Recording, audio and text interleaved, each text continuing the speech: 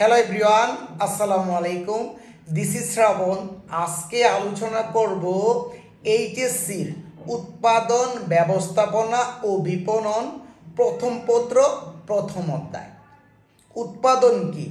সাধারণত উৎপাদন বলতে কোনো কিছু সৃষ্টি করাকে বোঝায়, কিন্তু আসলে মানুষ কোনো কিছু সৃষ্টি করতে পারে না। আসলে কি কোনো কিছু সৃষ্টি করতে পারো? প্রকৃতি প্রদত্ত সম্পদকে কাজে লাগিয়ে রূপগত উপযোগ সৃষ্টি করে নতুন নতুন পণ্য সামগ্রী তৈরি করাকে উৎপাদন বলে। তাহলে এটার মেন সংজ্ঞাটা সুন্দরভাবে বলি, শুনো।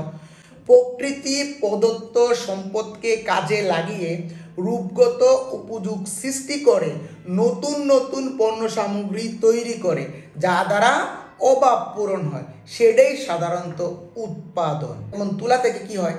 সুতা হয়, সুতা থেকে কাপড় হয়। এই যে তুলাটা প্রকৃতির দান। তারপরে কি আলু এবং টমেটো, এগুলা রূপটা পরিবর্তন করে কি হয়? চিপস হয়। তাহলে কি হল? চিপস হয়। তাহলে কি করতে পারে? আমরা কোনো কিছু সৃষ্টি করতে পারি না, মানে নতুন কোনো কিছু সৃষ্টি করতে পারি। তাহলে সহজ কথা কি, নতুন কোনো কিছু সৃষ্টি করাকে উৎপাদন বলা হয়। উৎপাদনের মাধ্যমে পণ্যের রূপগত, স্থানগত, কাল বা সময়গত, অর্থগত, ঝুঁকিগত, সত্যগত উপযোগ সৃষ্টি হয়। এখান থেকে একটা প্রশ্ন চলে আসে, উৎপাদন কি উপযোগ সৃষ্টি করে? হ্যাঁ, উত্তর, উৎপাদন উপযোগ সৃষ্টি করে। আগে উৎপাদনের সংজ্ঞাটা দিবা, এই উপযোগগুলোর নাম বলে দিবা। তারপরে আবার যদি বলে উৎপাদন কি, এর আগে যা যা বলছি উৎপাদন সবগুলো বলে দিবা। এখান থেকে একটা ইম্পর্টেন্ট প্রশ্ন পরীক্ষায় চলে আসে, উৎপাদন কিভাবে কর্মসংস্থান সৃষ্টি করে? আমি খুব সহজে বলে দেই, যারা পণ্য উৎপাদন করে ওই কাজে অনেক মানুষ নিয়োজিত থাকে, তখন তাদের কর্মসংস্থান সৃষ্টি হয়। বেকার মানুষ কোনো একটি কাজ করলে তখন তাদের কর্মসংস্থান সৃষ্টি হয়। কৃষকরা যে পণ্য উৎপাদন করেছে ওইগুলো কলকারখানায় ব্যবহার করে, কলকারখানায় যখন নতুন পণ্য তৈরি করা হয় এখানে হাজার হাজার মানুষ কাজ করে, এভাবে কর্মসংস্থান সৃষ্টি হয়। তারপরে কলকারখানার যন্ত্রপাতি তৈরি করার জন্য আবার অনেক মানুষ নিয়োজিত থাকে, তাদের কর্মসংস্থান সৃষ্টি হয়। এই বিভিন্ন টাকা রাজস্ব আদায় করার জন্য সরকারের বিভিন্ন লোক নিয়োগ থাকে, তাদের কর্মসংস্থান সৃষ্টি হয়। তাহলে বুঝতে পেরেছো উৎপাদন কিভাবে কর্মসংস্থান সৃষ্টি হয়। উৎপাদন কিভাবে জীবনযাত্রার মান উন্নয়ন করে? 1 নম্বরে আয় বৃদ্ধি, 2 নম্বরে বুক বৃদ্ধি। আয় বৃদ্ধি কি? যারা পণ্য উৎপাদন করে তারা পণ্যগুলো পাইকারদের কাছে বিক্রি করে, তাদের আয় বৃদ্ধি পায়। পাইকাররা খুচরা ব্যবসায়ীর নিকট বিক্রি করে, তাদের আয় হয়। খুচরা ব্যবসায়ী আমাদের কাছে পণ্য বিক্রি করে, তাদেরও আয় হয়। এইভাবে আয় বৃদ্ধি পায়। 2 নম্বরে ভোগ বৃদ্ধি। ভোগ মানে কি? যারা পণ্যটা ব্যবহার করে তার উপযোগটা নষ্ট করে, যেমন আমরা হলাম ভোক্তা, আমরা পণ্যটা ভোগ করি। মনে করো কোথাও থেকে বা কোনো মার্কেট থেকে তুমি কিছু জিনিস কিনেছো, কেনার ফলে ওইটা ব্যবহার করার পর যদি তোমার ভালো লাগে তাহলে ওই পণ্যটা কিন্তু তুমি বারবার কিনবা। কোনো একটি খাবার খেয়ে তোমার অনেক মজা লেগেছে, কিন্তু ওই পণ্যটা কি করবা? বারবার কিনবা। তাহলে ভালো মানের পণ্য যখন উৎপাদন করা হয় তাহলে ভোগটা কি? বৃদ্ধি পেতে থাকে। উৎপাদনের মাধ্যমে পণ্যের সঠিক ব্যবহার নিশ্চিত হয়। উৎপাদনের মাধ্যমে উপকরণের সঠিক ব্যবহার হয়। কিভাবে? উৎপাদন করলে তো সঠিক জায়গায় সঠিক পণ্য পাঠানো যায়। তারপরে পণ্যের কি উপকরণের সঠিক ব্যবহার হয়। কিভাবে হয় সেটা হলো, দেখো তো অনেক উপকরণ আছে, তুমি যদি কোনো কিছু উৎপাদন না করে তাহলে উপকরণের কি সঠিক ব্যবহার হবে? হবে না। তাহলে কি করা যায়? কোনো একটা জিনিস তৈরি করে কিন্তু আমরা উপকরণের সঠিক ব্যবহার করতে পারি। মনে করো খিচুড়ি তৈরি করার সব উপাদান ঘরে আছে, যদি তুমি কাজ করো তাহলে সঠিক ব্যবহার হবে, কাজ যদি না করো সঠিক ব্যবহার কি হবে? উপযোগ অনেক ইম্পর্টেন্ট একটা প্রশ্ন। কোনো একটি পণ্য বা সেবার মধ্যে মানুষের যে অভাব পূরণের ক্ষমতা সেটাই উপযোগ। মনে করো আমরা খিদা লাগলে বিভিন্ন ধরনের খাবার খাই, ওই যে খাবারটা আমাদের ক্ষুধাটা কি করে? নিয়ন্ত্রণ করে। খাবারের মধ্যে তার উপযোগটা রয়েছে। উপযোগের প্রকারভেদ। উপযোগ সাধারণত 5 প্রকার: রূপগত উপযোগ, স্থানগত উপযোগ, সময়গত উপযোগ, সত্যগত উপযোগ, সেবাগত উপযোগ। রূপগত উপযোগ কোনো একটি জিনিস আকার আকৃতি পরিবর্তন করে যে বাড়তি উপযোগ পাওয়া যায় সেটাই সাধারণত রূপগত উপযোগ। আর এই রূপগত উপযোগ হয় শিল্পের মাধ্যমে, এর আগে কিন্তু বর্ণনা করেছে, মানে কাঁচামালকে প্রক্রিয়াজাত করে রূপটি পরিবর্তন করে নতুন পণ্য সৃষ্টি করা, এটাই কিন্তু মূলত রূপগত উপযোগ। যেমন আলু এবং টমেটো থেকে যখন চিপস হয় তখন এটাকে আলু টমেটো বলে না, চিপস বলে। এখান থেকে অনেকগুলো প্রশ্ন চলে আসে। শিল্পের মাধ্যমে কোন ধরনের উপযোগ সৃষ্টি করে ব্যাখ্যা করো। তাহলে উপযোগের সংজ্ঞাটা দিবা, দেওয়ার পরে শিল্পের মাধ্যমে রূপগত উপযোগ সৃষ্টি করে কিভাবে সৃষ্টি করে এটা বলে দিবা। আবার অনেক সময় আসে উৎপাদনের মাধ্যমে কোন ধরনের উপযোগ সৃষ্টি করে? উত্তর, উৎপাদনের মাধ্যমে রূপগত উপযোগ সৃষ্টি করে। কিভাবে বলে দিবা। উৎপাদন, আবার পরীক্ষা অনেক সময় প্রশ্ন আসতে পারে, উৎপাদন রূপগত উপযোগ সৃষ্টি করে, ব্যাখ্যা করে। এই ঘুরে এগারে সবগুলো একই কথা। স্থানগত উপযোগ, এক স্থান থেকে পণ্য সামগ্রী অন্য স্থানে স্থানান্তরের ফলে যে অতিরিক্ত বা বাড়তি উপযোগ সৃষ্টি হয় সেটা হলো স্থানগত উপযোগ। সহজ কথা মানে কি, আমরা শহরে বসবাস করি, কৃষকরা গ্রামে যে পণ্যগুলো উৎপাদন করে এই উৎপাদিত পণ্যগুলো আমরা শহরে বসে পেয়ে থাকি। আর এটা হয় কিভাবে? সাধারণত পরিবহনের মাধ্যমে। সাধারণ মনে করো বিদেশে চায়না থেকে আমরা অনেক কিছু আমদানি করি, ইন্ডিয়া থেকে আমরা অনেক কিছু আমদানি করি, এগুলো কিসের মাধ্যমে? পরিবহনের মাধ্যমে আসে। পরিবহনের মাধ্যমে পণ্যের স্থানগত উপযোগ সৃষ্টি করে। আরেকটা সহজ কথা বলি, আমরা কিন্তু সাধারণত রাজশাহীর আম বা লিচু অনেক খেয়ে থাকি, এগুলো পরিবহনের মাধ্যমে আসে। সহজ কথা কি? পরিবহনের মাধ্যমে পণ্যের স্থানগত উপযোগ সৃষ্টি করে। এখানে প্রশ্ন আসলো স্থানগত উপযোগ কিভাবে সৃষ্টি করে? উত্তর, পরিবহনের মাধ্যমে স্থানগত উপযোগ সৃষ্টি করে। কিভাবে করে? ব্যাখ্যা করবা। আমরা শহরে বসে থাকি, গ্রামে যে কৃষকরা পণ্য উৎপাদন করে চাল, ডাল, আটা, ময়দা সবগুলো পরিবহনের মাধ্যমে আমরা পেয়ে।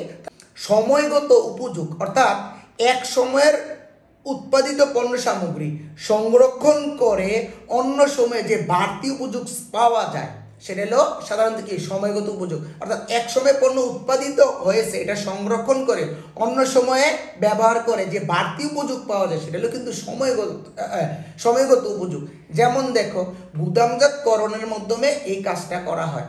কিছু পণ্য আছে নির্দিষ্ট সময় উৎপাদন হয়, তার চাহিদা সারা বছর থাকে, গুদামে জমা করে সারা বছর চাহিদা পূরণ করা সম্ভব হয়। যেমন দেখো, আলু এবং টমেটো, পেঁয়াজ, রসুন, আদা সারা বছর উৎপাদন হয় না, কিন্তু গুদামে জমা রেখে সারা বছর আমাদের চাহিদা পূরণ করা সম্ভব হয়। পরীক্ষা আসতে পারে সময়গত উপযোগ কিভাবে সৃষ্টি হয়? উত্তর, গুদামজাতকরণের মাধ্যমে সময়গত উপযোগ সৃষ্টি হয়। কিভাবে সৃষ্টি হয় বর্ণনা করে দিবা। আবার যদি বলে গুদামজাতকরণের মাধ্যমে কোন ধরনের উপযোগ সৃষ্টি হয়? উত্তর, সময়গত উপযোগ সৃষ্টি হয়।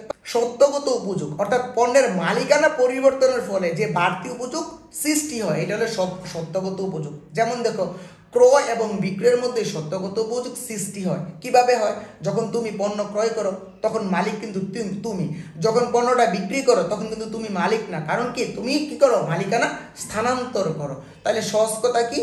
ক্রয় এবং বিক্রয়ের মধ্যে মালিকানা পরিবর্তন হয়, অর্থাৎ মালিকানা সত্য পরিবর্তন হয় এবং সত্যগত উপযোগ সৃষ্টি হয়। পরীক্ষার মধ্যে আবার এভাবে প্রশ্ন আসতে পারে, সত্যগত উপযোগ কিভাবে সৃষ্টি হয়? উত্তর, ক্রয় বিক্রয়ের মাধ্যমে। সুন্দর করে বানিয়ে দিবা। আবার যদি বলে ক্রয় বিক্রয়ের মধ্যে কোন উপযোগ সৃষ্টি করে? সত্যগত উপযোগ সৃষ্টি করে। আমি যা বলছি সবকিছু বানিয়ে লিখবা। আবার বলি, খ প্রশ্নের ক্ষেত্রে সবসময় সংজ্ঞাটা দিয়ে মেন কথাটা দেওয়ার চেষ্টা করবা। সেবাগত উপযোগ, গ্রাহকের প্রয়োজন পূরণের সামর্থ্য। গ্রাহক মানে কি? আমরা। গ্রাহকের প্রয়োজন পূরণের সমর্থন এমন কোনো কাজ, সুবিধা বা তৃপ্তিকে সাধারণত আমরা কি বলি? সেবা বলি। আর সাধারণত এগুলো দ্বারা মানুষের যে অভাব পূরণের সামর্থ্য রয়েছে সেটাকে সাধারণত সেবাগত উপযোগ বলা হয়। সেবাগত উপযোগের ক্ষেত্রে দুইটা থাকে, একটা হলো সেবা দাতা আর একটা হলো সেবা গ্রহীতা। মনে করো আমি তোমাদেরকে পড়াচ্ছি, আমি হলো দাতা আর তোমরা কি? গ্রহীতা। ডাক্তার যখন চিকিৎসা করে ডাক্তার হলো দাতা, রোগী হলো গ্রহীতা। পরীক্ষা আসতে পারে সেবাগত উপযোগ কিভাবে সৃষ্টি? আমি যা যা বলছি এভাবে সবকিছু বর্ণনা করে দিবা। উৎপাদনের খাত তিনটি। নাম্বার 1, কৃষি খাত। উৎপাদনের যে খাতে আমাদের জীবনের প্রয়োজনীয় খাদ্য সামগ্রী এবং শিল্পের বিভিন্ন কাঁচামাল যোগান দিয়ে থাকে সাধারণত সেটাকে কৃষি খাত বলে। যেমন দেখো, চাল, ডাল, ফলমূল, শাকসবজি, হাঁস মুরগি, গবাদি পশু পালন, তারপরে দুগ্ধ খামার, মৎস্য চাষ, এই সবগুলোই কিন্তু কৃষি খাতের অন্তর্ভুক্ত। কৃষিখাত নিয়ে যা আসে সবগুলো লিখে দিবা। শিল্প খাত, কাঁচামালকে প্রক্রিয়াজাত করে রূপগত উপযোগ সৃষ্টি করে নতুন নতুন পণ্য তৈরি করা সাধারণত যে খাতের অন্তর্ভুক্ত সেটা হলো শিল্প খাত। আমাদের দেশে শিল্প খাতে সাধারণত ক্ষুদ্র, মাঝারি এবং বৃহৎ এই বিভিন্ন ধরনের শিল্প রয়েছে। সেবা খাত, উৎপাদনের যেই খাত অদৃশ্যমান মানে দেখা যায় না, কিছু সুবিধা বা উপযোগ সৃষ্টি করে মানুষের জীবনকে সহজ করে তোলে, তাকে সেবা খাত। এটা অনেক ইম্পর্টেন্ট, ঠাড়া মুখস্থ করে ফেলবা। সেবা খাত। আবার বলি, উৎপাদনের যে খাত অদৃশ্যমান মানে দেখা যায় না, কিছু সুবিধা বা উপযোগ সৃষ্টি করে মানুষের জীবনকে সহজ করে তোলে, তাকে সেবা খাত বলে। যেমন দেখো, শিক্ষা খাত, তারপরে হলো স্বাস্থ্য খাত, বিনোদন, সৌন্দর্য, এই সবগুলোই কিন্তু আমাদেরকে সেবা দিয়ে থাকে। তাছাড়া গ্যাস, বিদ্যুৎ, পানিগুলো। অ্যাকচুয়ালি প্রত্যেকটা অধ্যায় একটা ভিডিওর মধ্যে আমি সম্পূর্ণ কাভারেজ করতে চেষ্টা করি, এই জন্য কথাগুলো খুবই স্পিডে হয়, একটু তোমরা কষ্ট করে শুনে নিবা।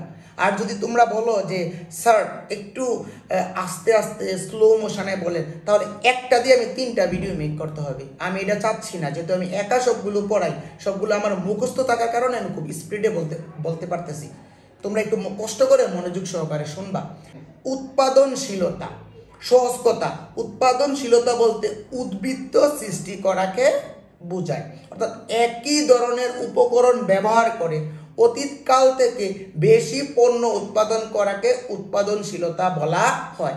মনে করো তুমি 1000 টাকা এক জায়গায় বিনিয়োগ করলা, বা 1000 টাকার কোনো একটা জিনিস কাজ করলা, ওইখান থেকে কিছুদিন পরে 1200 টাকা পেলা, এই যে 200 টাকা বেশি পেলা, এটাই মূলত উৎপাদনশীলতা। এই উৎপাদনশীলতা নির্ভর করে উৎপাদনের দক্ষতার উপর। একটা কথা কি, যে যত বেশি দক্ষ সে তত বেশি পণ্য উৎপাদন করতে পারে। একজন নতুন বা অদক্ষ মানুষ দক্ষ ব্যক্তির মতো পণ্য উৎপাদন করতে পারে না। এসব কিন্তু উৎপাদনশীলতার সাথে সম্পর্ক। এখন দেখো তুমি হঠাৎ করে কোনো কিছু একটা তৈরি করতে গিয়েছো, অনেক প্রবলেম ফেস করবা। আর যারা পুরাতন বা দক্ষ তারা কম জিনিস দিয়েই কিন্তু বেশি উৎপাদন করতে পারবে। এটা একটু ভালো করে বুঝে নাও। উৎপাদনের দক্ষতা বাড়লে উৎপাদনশীলতা বাড়ে, আর উৎপাদনশীলতা বাড়লে উৎপাদন বাড়ে। আর উৎপাদন যখন বাড়ে তখন কি বাড়ে? বিক্রয় বাড়ে, মুনাফাও বৃদ্ধি পায়। তাহলে সহজ কথা কি, যারা দক্ষতার ফলে উৎপাদনশীলতা বাড়ে, আর উৎপাদনশীলতা বাড়লে উৎপাদন বাড়ে, আর উৎপাদন বাড়লে কি বাড়ে? বিক্রয় বাড়ে, মুনাফা বৃদ্ধি পায়। এটা থেকে অনেকগুলো প্রশ্ন চলে আসতে পারে, এগুলো আমি জাস্ট বলে দিচ্ছি। এখানে প্রথম প্রশ্ন, উৎপাদনশীলতা বৃদ্ধির ফলে মানুষের মুনাফা বৃদ্ধি পায়। ওই যা যা বলছি সব কথাই বলে দেবো, অবশ্যই মুনাফা বৃদ্ধি পায়। তারপরে প্রতিযোগিতামূলক, উৎপাদনশীলতার মাধ্যমে কিন্তু প্রতিযোগিতামূলক মোকাবেলা করা যায়। আমি যদি দক্ষ হই, যত ধরনের প্রতিযোগিতা আসুক ওইগুলো মোকাবেলা করতে পারবো। তাহলে চাহিদা অনুসারে পণ্য উৎপাদন করা, জনগণ যা চায় ওই অনুসারে পণ্য তৈরি করা যায়, আয় বৃদ্ধি করা যায়। হ্যাঁ, উৎপাদনশীলতার মধ্যে আয় বাড়া যায়, যেহেতু বেশি পণ্য উৎপাদন করা যায়, ভালো পণ্য উৎপাদন করা যায়, তাহলে সহজে কি হয়? আয় বৃদ্ধি পায়। এগুলো সবগুলো কিন্তু প্রশ্ন। উৎপাদনশীলতার মধ্যে অর্থনৈতিক উন্নয়ন হয়ে থাকে বিভিন্নভাবে, যেমন কৃষি উন্নয়ন হয়, শিল্প উন্নয়ন হয়, সেবা খাতে উন্নয়ন হয়ে থাকে। সহজ কথা, উৎপাদনশীলতা দিয়ে যা প্রশ্ন আসবে সবগুলোই তোমরা কি করবা? আগে সংজ্ঞাটা দিয়ে তারপরে সুন্দরভাবে গুছিয়ে বানিয়ে লিখবা। আমার এই চ্যানেলে নতুন তারা আমার চ্যানেলটা সাবস্ক্রাইব করে দিবা, বেল আইকনটি প্রেস করে পাশে থাকবা। আর যারা অলরেডি এই কাজটা করেছো তাদেরকে অনেক অনেক ধন্যবাদ। আর কিছু কথা, এই অধ্যায়ের মধ্যে কিছু ম্যাথমেটিক্যাল প্রবলেম আছে। একটি টপিক্সে কিন্তু সবগুলা দেওয়া পসিবল না। তোমরা যদি বলো ম্যাথমেটিক্যালের প্রবলেমগুলো সলভ করে দিতে, তাহলে আমি ইনশাল্লাহ ম্যাথমেটিক্যাল প্রবলেমগুলো সলভ করে দিব। Keep watching my videos, till then আল্লাহ হাফেজ, আসসালামু আলাইকুম।